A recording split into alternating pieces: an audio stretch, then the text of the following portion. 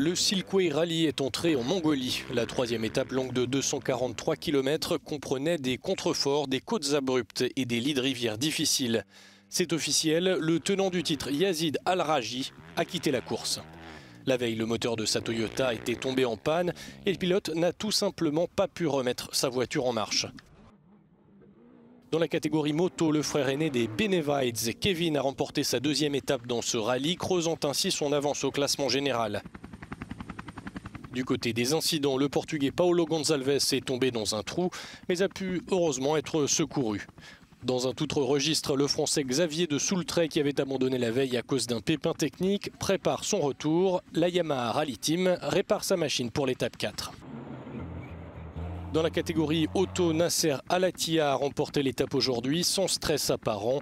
Même une crevaison ne l'a retardé que d'1 minute 10. Au général, sa série de victoires le place loin devant ses concurrents et il dispose désormais d'une marge confortable sur ses rivaux. Chez les camions, le trio reste le même, Karginov, Chibalov et Vjazovic. Le Kamaz a certes réussi à battre le Maz aujourd'hui, mais ce dernier est toujours en tête du classement général. Dans la prochaine étape, la route formera un cercle de 470 km autour d'Oulan-Bator. Ce sera la plus longue étape à ce jour.